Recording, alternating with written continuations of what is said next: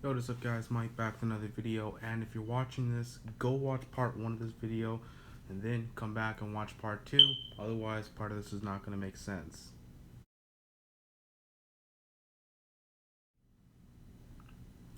So, welcome back guys. Cloak and Dagger, Runaways, they're coming together, Season 3. It is going to be fantastic. I am so excited for this, and I want to talk about how this is possibly going to happen. Last time we saw Cloak and Daggers at the end of Season 2. So I don't exactly remember what happened, but I do know for a clear fact that they got a tip about some like human trafficking or whatever going on just outside of New Orleans. So that's what they were doing. They were getting on a train together and they were going sort of in doubt of whether or not they could really be heroes given all the dirty stuff that they do. Tyrone's dark based abilities and Tandy's dark past. They weren't really sure if they could do good with their abilities or they could be heroes like they want to be. But they kind of put that aside and say, you know what, we're going to try anyway. And what is it? They're going outside of New Orleans now at the end of season 2. So that kind of sets up how they're going to get introduced into the Runaways. That somehow, some way, maybe they take down this one place in New Orleans, and they hear about this one place, such, and such, and another tip, and then somehow, some way, that's going to lead into another storyline of another tip or another lead or something for a case or whatever they're trying to do in their personal arc of being a hero, is going to lead them to cross paths with the Runaways. That's the most likely, that's the most logical way of setting this up. Depending on where season 3 goes with the villains and stuff like that, we could see another human trafficking thing. That's how season 1 kind of started with the whole the missing case of Destiny Gonzalez and everything, and then finding out that Destiny Gonzalez, along with like at least 14 other girls, give or take, 14 other kids, just period, were runaways, kids in the streets that had been picked up and basically kidnapped by Pride and then sacrificed in the whole energy box type of thing that they were using. Um, so that makes sense if somehow, some way, maybe Jonah and his family are picking back up where they left off and kidnapping more kids or whatever. And now, because of that, that's something, maybe some one kid bit missing, and then that led to a case that Tandy and Tyrone picked up on, and they're starting to see that more kids have been missing, and oh man, there've been a lot of kids missing, and then they happen to run into the Runaways. Um, as far as the timeline goes, Cloak and Dagger have been really weird about not really expressing the timeline. There are times, like, the show is so engulfing personally for me that sometimes I forget what I'm looking for. But whenever I'm watching an episode of Cloak and Dagger, especially when I started season 2, I was trying to kind of see, like, okay, so where in the MCU timeline is this? It can't be anywhere after Endgame because that would spoil stuff. So is it before Endgame? Is it during Endgame? Are we going to see somebody get turned to dust near the end of the season or something like that? Like, what's going on? Where are we with the series, right? um as far as what maybe you guys don't know, Cloak and Dagger is technically within the MCU due to a thread of connections. So in season 2 we were introduced to a cop. No, was it season 2? No, season 1 we were introduced to a cop by the name of Bridget. Bridget it knows about Tandy and Tyrone's abilities, and at one point she had this cop friend that was sort of her love interest in the story, that was like really shocked and appalled about a girl who can make daggers out of light and a guy that can teleport into a shadow or whatever. But he was like, she basically made that reference and she was like, did I ever tell you about my friend, gosh, I cannot remember her name. Guys, help me out. Leave that in the comments below if you can remember the name of the officer from Luke Cage, the female black officer, the one that got her hand chopped off somewhere in season 2 of Luke Cage. She was an officer friend. She used to be from New York as well, and she knew about that officer, whatever. They were good friends, and also knew about the legend or whatever about Luke Cage, and heard the legends of the Devil of Hell's Kitchen, and probably some stuff about Iron Fist and Jessica Jones was going around as well, not to mention the whole Avengers stuff. So, um, that all of that is pointing towards the Netflix TV shows having a direct connection to Cloak and Dagger, which, because we know this crossover, Cloak and Dagger is having a direct connection to Runaways. We also know, due to the larger Easter eggs and stuff that were laid out over Daredevil and the Defenders and that Netflix universe, that universe revolves around the MCU as a whole. Because in Daredevil season 1, which was the start of that Netflix universe, the whole thing is about Matt getting a new apartment for cheap because of the incident that happened in New York and stuff. There's even stuff in Luke Cage about Harlem and everything, when Hulk and Abomination fought through downtown Harlem in 2010 in the MCU. So stuff like that. We know that the Netflix show is tied to the MCU. We know that the Netflix show is tied to Cloak and Dagger, and Cloak and Dagger is tied to the Runaways. So as that, we know that that's a full-scale universe. They are all in one shared universe.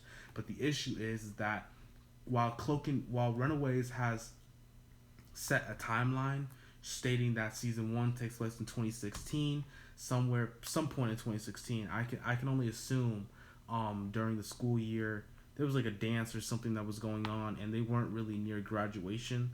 So if I had to take a good guess, I would say that maybe it was like January, February, something like that. So, but then season 2 picks up afterwards, 6 months later. So we're still in 2016, maybe early 2017 at the latest. So we know that by this timeline, that if this is this is 2016, 2017, this is during a period of time where there weren't a lot of heroes. For the most part, the only legitimized heroes that weren't like Cap and stuff on the run were Black Panther, who we know after that press conference and everything with the world, Wakanda started to open up about their technology. Tony Stark, who was basically retired, only looking after Spider-Man, who really didn't do anything until 2017 during the Homecoming event and all that. And yeah, everybody else is either off-world. Characters like Thor and stuff and Hulk were off-world. They were still doing the whole Ragnarok thing. And then there was also Captain America, Black Widow, the whole squad, all of the people that were on Team Cap, still being either on house arrest like Ant-Man and Hawkeye, or on the run until we see them again in Infinity War. So at that point, all the heroes are really spread out. S.H.I.E.L.D. is dismantled. Nick Fury is probably still up on the run somewhere with Maria Hill and everything. The Agents of S.H.I.E.L.D., I completely forgot what they were up to. I think that's during when they were doing the Ghost Rider stuff. It was either the Ghost Rider stuff or the AI programs with Ada and the framework and all that. So they were gone, and then they went time traveling in like 90 years in the future. So yeah, again gone. So at this point in time, it's actually really smart. At this point in time, there's not really any superheroes, with the exception of a few like Iron Man, Doctor Strange, Black Panther, who are all still doing their own thing, who are there to be like the big news. So there isn't any really big news except for the fact that, Captain America's a wanted fugitive. And because Runaways specifically takes place on the West Coast in LA, the only hero that's nearby, technically speaking, geologically speaking, is Ant-Man, who's on house arrest. So no Ant-Man. And then he doesn't break the house arrest stuff and do the whole Ant-Man the Wasp movie thing, and all that happened there until 2018. So right now, they're really the only supernatural superhero activity going on. And then you got this whole thing downstairs with New Orleans brewing and everything. And now, depending on how big of a time skip there is, we could be in 2017, 2018, moving together with this crossover. Personally, I would love to see the end of this crossover take place somewhere near 2018, the end of season 3 somewhere near 2018, and then we get this sort of subtle hint or nod, maybe like a callback, like almost like reopening a scar or a wound or something like that, because like everybody knows that you did not leave that theater without being in complete tears or next to somebody in complete tears. After watching Black Panther, Star Lord, Drax, Groot, Spider Man, all of them just like completely just turned to dust in the middle at the end of Infinity War. So if this timeline is starting to pick up its pace and starting to move forward with the characters, maybe we could see at the end of season 3, after solving the whole thing, they get rid of all the evil parents, all the evil aliens and stuff like that. Go see the last video for all that information. What is it? They're finally settling down. They're finally free of their parents, and then they all get dusted, or like half of them get dusted. And it's like, it's Alex, Molly, and Tandy left, and then everybody else just gets completely dusted from the group. So now they're left like that. Um, yeah, I don't know. I am so apologies about that. Technical difficulties going on, BTS and everything. Like I was saying, I am super excited to see how this is going to unfold. I am so excited to see not just this crossover in general. Runaways season 3, the season 2 finale left a lot of questions open. I want to see more of these aliens. I'm not super interested in the plot, but I am interested in seeing where it goes and how it will further the show as a whole. The relationships were a huge part of Runaways season 1 and season 2, with Gert and Chase not being on good terms when they were separated and everything. Carolina and Nico being separated. Like, I'm just interested in seeing what's gonna happen with the relationships and dynamic as a family and as a group, with these teenagers, how they're going to respond to Tandy and Tyrone. Are they just going to be like allies, or are they just going to get like completely tight knitted and just grouped up with this whole thing? Like, are we not going to get a season 3 of Cloak and Dagger? We're just going to get a season 4 of Runaways, and now Tandy and Tyrone are just part of the series, just like full time at all time. Sort of like how it was kind of that's what they kind of seem to be setting up with Guardians 3 or Thor 4, with Thor having like hitched a ride with the Guardians to whatever, and it was kind of like, are they going to do a buddy cop movie or whatever? So, I really don't know what will happen in the series. I am so excited. I really want them to do more stuff like this. Cloak and Dagger teaming up with the Runaways is one step forward in the beginning. Hopefully, we'll be able to do stuff with Disney now having access to the whole MCU thing. We can do stuff like Victor. Well, we could do Victor Monchaz beforehand. We can do Victor Monchaz. We can do that Rose girl from the comic books, because she was a mutant from the past and all that. We can do all that type of stuff. We can find out, oh, Molly was a mutant the whole doggone time. The rocks just helped awaken the whole mutant gene in her. Like we can go, just throw the rock as far as we can see, because now we got a full sandbox. There's no legal issues except for the whole Sony Marvel thing. But honestly, either one or two things is gonna happen. Sony is gonna stay where they is and keep Marvel, like saying, you need Spider-Man, cool, we'll take Spider-Man, but we own Spider-Man, you just make the money for Spider-Man, cool. Or at some point Disney is gonna write a big enough check where they're gonna like finally like give in, because Disney own everybody. At some point, Sony gonna cash in. They gonna be that one dude left in the room, and it's just, I'm just surrounded from all sides here, y'all, and they gonna give in. It's just gonna happen. But besides all that, I think the biggest thing that I am excited for, besides the Runaways crossover with Cloak and Dagger, is Nico. At the end of season 2, Nico ended up fighting her parents, and the parents had actually come up with ways to defeat their children's specific abilities. They created like these drones or whatever that shoot out these like what is it? Basically knockout darts or whatever. I don't know, tranquilizer darts, whatever you want to call them. But the machines were emitting EMPs that would shut down Chase's gauntlets. They were also producing sound waves that would also cause Gert headaches. And because of that, if Gert has a headache, her telepathic connection is either severed or also responds and gives the dinosaur a headache. So both of them go downhill just like that. And then it's also like guarded or armored up with like solar panels, so Carolina can't do nothing. It's also got a built-in feature that while it also, what is it, Gert can't do anything, it also, actually, you know what, Gert, it never had that. Gert had the headaches for another reason. I completely forgot about that. Gert had the headaches for a completely different reason. But what is it? It had a machine inside of it that basically sent out, like, it was basically messing up Nico's speeches. And part of the thing that comes with Nico's abilities and her staff of one is that her dictionary has to be like humongous. As she says a word that surrounds the four elements specifically, or some sort of like off-brand version of it, like it could be water, but it could be like snow or ice or whatever. As long as she says that, then she can then use that word to it's like a speech command, like how you would say hey Siri and then Siri would show up. It would be like that, and then it would do whatever she wanted it to do.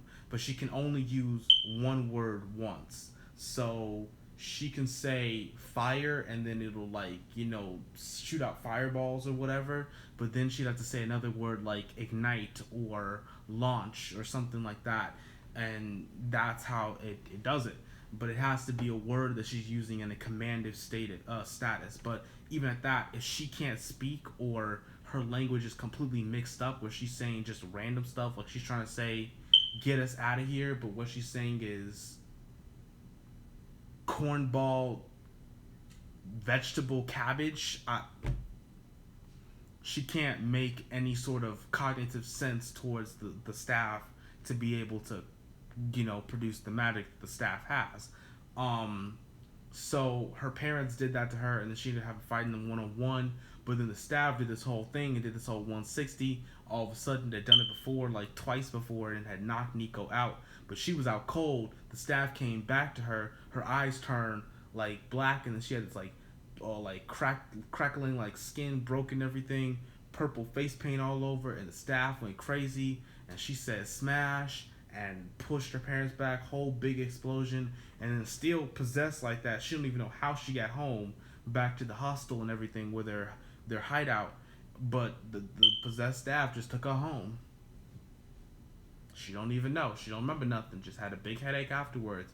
And the dad was like, he wasn't sure what was going on. He was like, what the heck was that? I didn't know she could do that. What's going on with the staff? And then the mom was like, there's something I never told you about the staff. Now, all of that is to say there was a thing a while back about the staff of one. It was a tease in Doctor Strange 1 back in 2016. Which note, not Stranger Things. Great show. Runaways takes place in 2016 as well. So it was kind of this thing on whether or not the whole magic properties and the Doctor Strange tie-in with the staff of one and the reference and it being in the show and it being in the movie, whether or not that was connected and she would bump into Strange or Wong or end up becoming a master of the mystic arts or whatever. So that was a whole thing. And that line saying, there's something I never told you about the staff, points towards there being a little bit more history with it of how she made it or where she got it from, where she got the materials from. Because you don't just shop for that stuff on eBay, okay? Don't listen to Mick Rory. You don't shop for that stuff on eBay. But yeah, that's everything. I am beyond excited. I'm just at a loss for words right now for Cloak and Dagger Season 3 is coming. Not Cloak and Dagger Season 3. Runaways Season 3 is coming. Cloak and Dagger are gonna be in it. Nico, Stranger Things, MCU, Timeline, Marvel. Let's go. Let's just go, people. Anyways, this is gonna be my video, and it's extremely long. Yeah. Hey!